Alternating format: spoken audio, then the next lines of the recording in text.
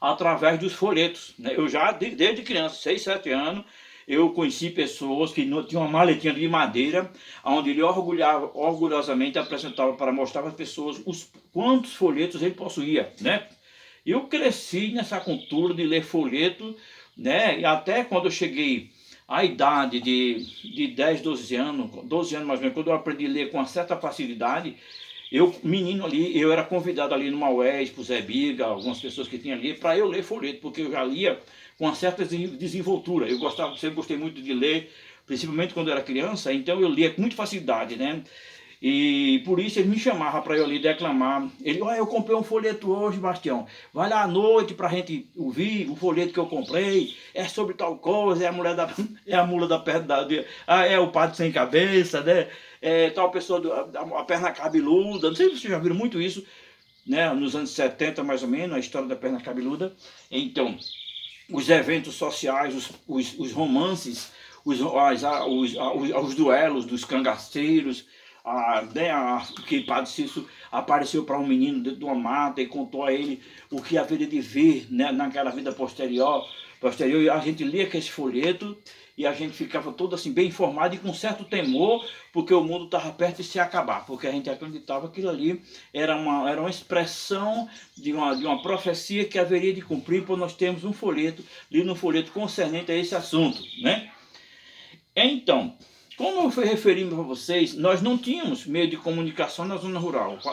As transmissões para nós era principalmente no boca a boca de contar história. As pessoas tinham que fosse inteligente. Eu acho que eu tivesse nascido e já tivesse sido adulto naquela época, eu seria um contador de história, porque eu falo, viu?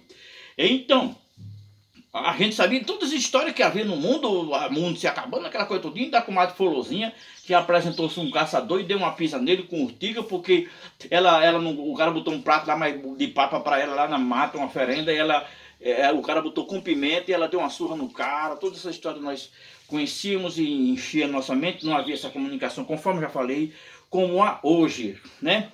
Então, o Zito de Galileia, o maior poeta de cordel que nós temos aqui em Vitória, ele tem em média de uns 60 folhetos. Eu fui lá um dia no Galileia, eu vi os folhetos dele lá estampado. E a mocidade hoje quase não liga para esse tipo de cultura. Mas isso aí, o hábito de ler é muito importante para toda a vida de um ser humano. Porque, por exemplo, eu trabalhei em igreja durante muito tempo em escola bíblica dominical. E na escola bíblica dominical, o meu professor dizia assim, olha irmão, vou ser sincero com vocês, eu não tive tempo de ler estudar a lição.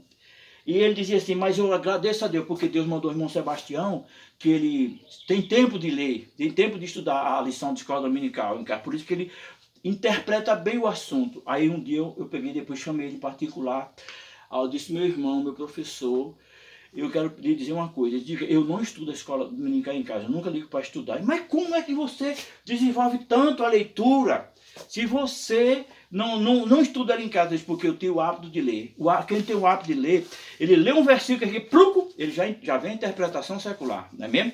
Já vem a interpretação secular, ele não vai ter... Por exemplo, uma pessoa que tiver o hábito de ler, algo que cai muito hoje nos concursos públicos, interpretação de texto. Se você tiver o hábito de ler, você tira de 10. Eu já fiz uns 5 concursos, entre todos eles pacientes, as primeiras colocações, mas porque na interpretação de texto eu vou embora, não é mesmo?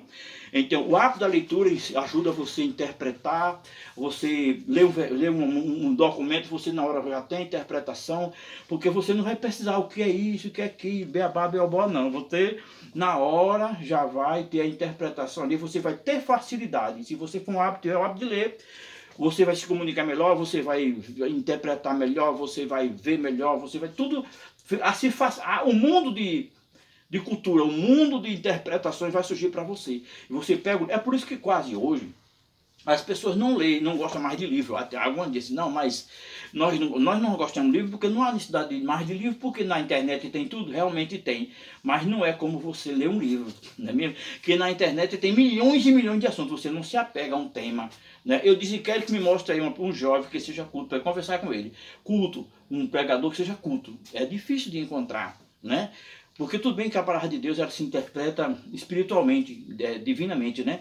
Mas existe a interpretação secular do texto, do contexto, das pontuações, das vírgulas, das reticências, né? Isso você pode aprender, inclusive, principalmente, tendo o hábito da leitura. Porque esse aqui, o intérprete nordestino, o irmãozito, ele se refere a palavras que nós aqui no nosso cotidiano falamos aqui no Nordeste, nessa região, que pessoas do Sul talvez não conheçam. Olha, quero escrever em detalhe, diversificando bem, misturando o dialeto, achei que isso convém, das diversas diferenças que o meu Nordeste tem. Olha, Zito Galé, viu? Ele vê uma coisa, vê uma história, assim, ele conta uma história. Um dia ele veio aqui na minha casa e pediu para anotar alguns materiais que ele ia fazer um folheto. Uma riqueza, porém, de profundas engraçadas, se prestar mais atenção, podemos até dar risada. Mas tudo isso enriquece essa terra abençoada.